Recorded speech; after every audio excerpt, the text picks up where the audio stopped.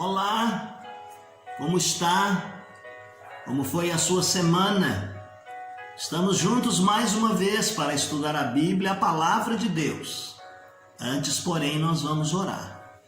Querido Deus, orienta-nos no estudo da Tua Palavra.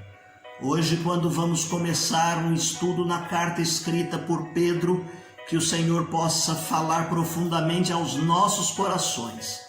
É a oração que fazemos, agradecidos, no nome de Jesus. Amém. Muito bem, meus queridos, hoje nós vamos começar falando algumas coisas que estão na primeira epístola escrita por Pedro, ou a primeira carta de Pedro. E nós vamos puxar um tema aqui.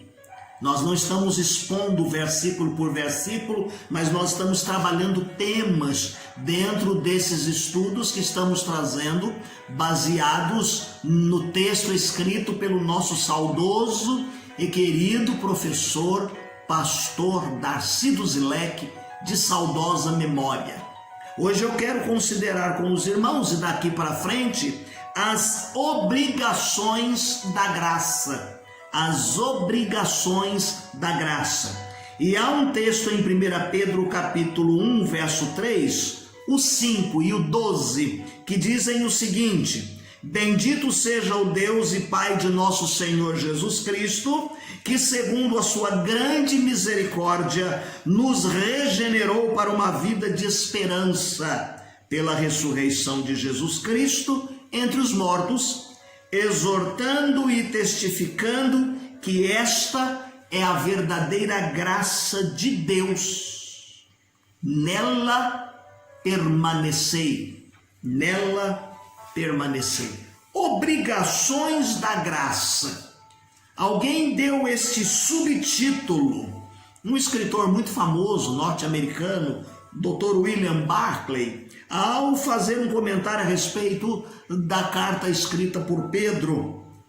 E ele, então, dando esse tema, ele diz que, sem dúvida, é um bom tema para descrever o conteúdo da carta escrita por Pedro.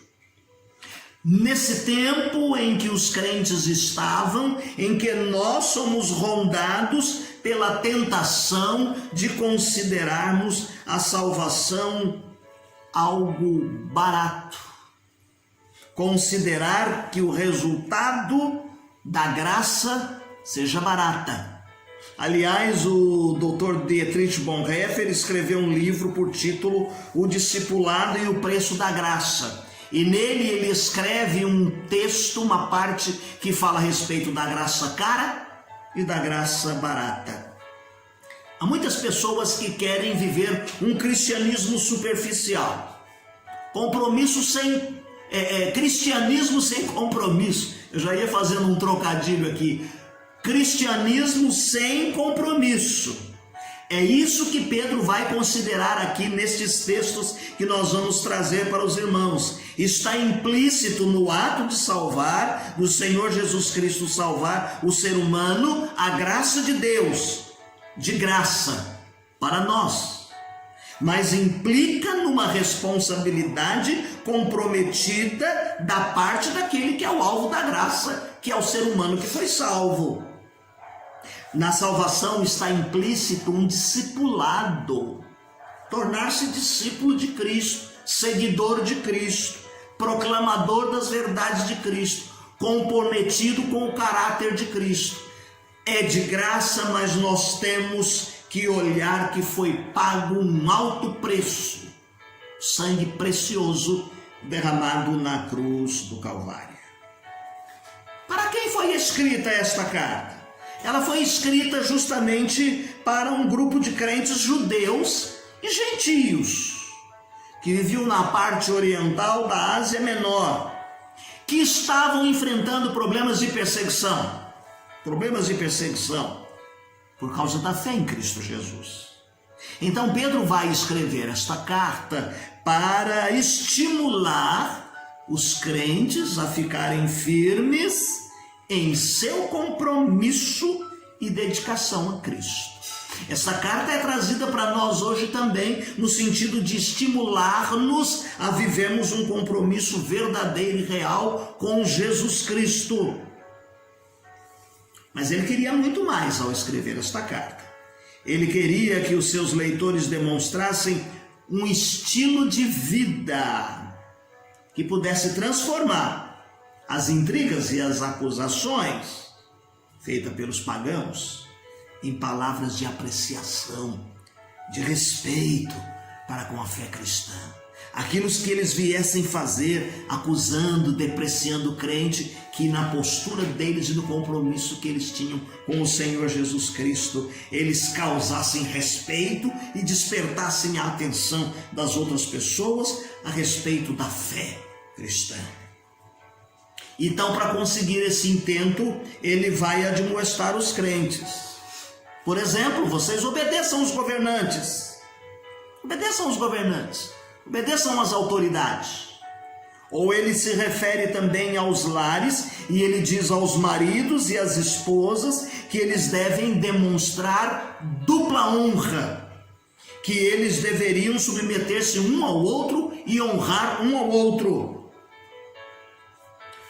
E aí, quando ele faz uma descrição aqui a respeito da morte de Jesus Cristo, no capítulo 2, verso 21 ao 25, no capítulo 3, o verso de número 18, ele traz isso com a finalidade de encorajar os crentes a vencerem o mal e a resistir até o fim das suas vidas. A autoria, estamos dizendo que a carta é uma carta escrita por Pedro. Sem dúvida nenhuma, a autoria é de Pedro, de alguém que sucedeu os apóstolos ou que esteve juntamente com Jesus. Há uma citação aí em 1 Pedro capítulo 2, 13 a 17, que soa como se Pedro tivesse ouvido e aprendido diretamente de Jesus.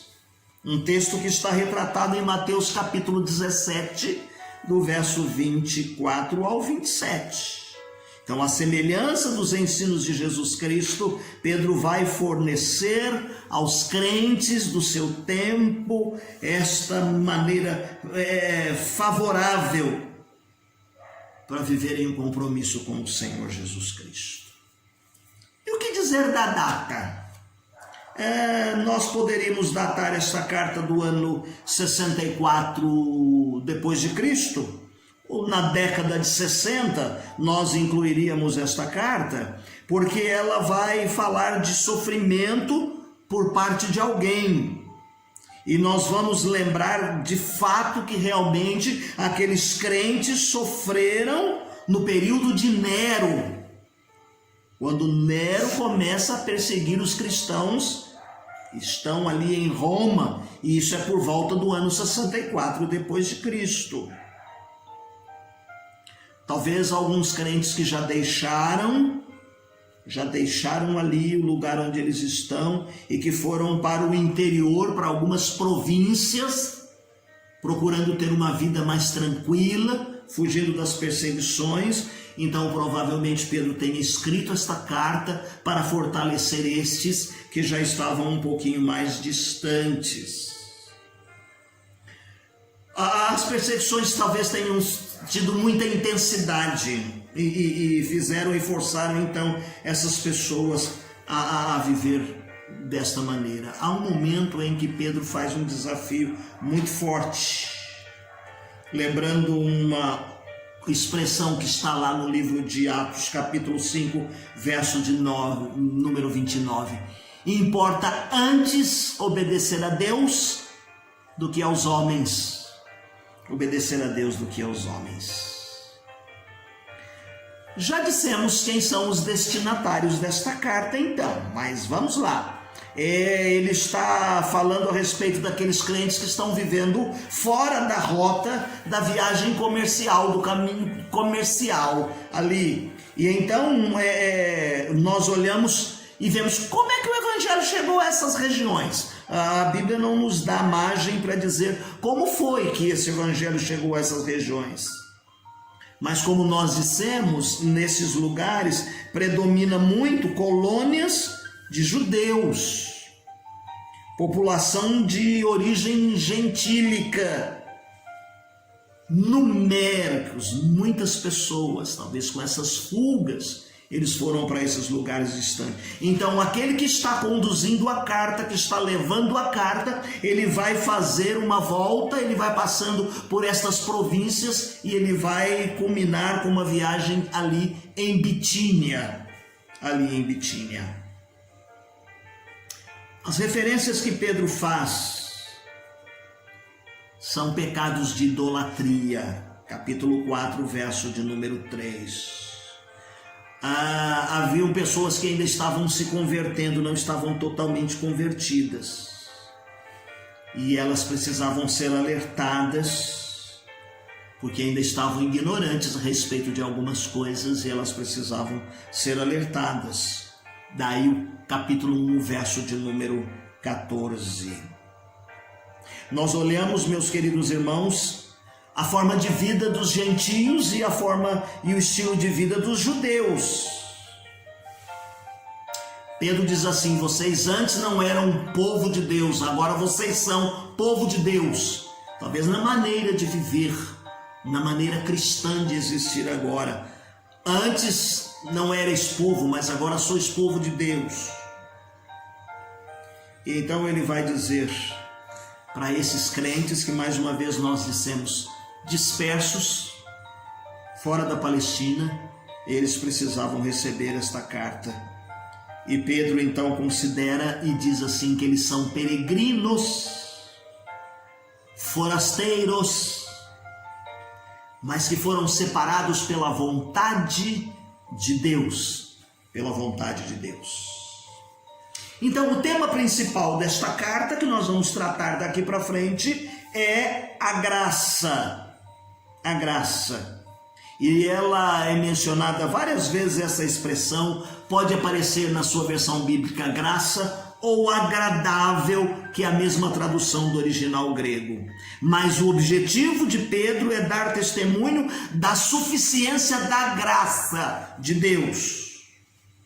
Pedro também trabalha os problemas do sofrimento nesta carta.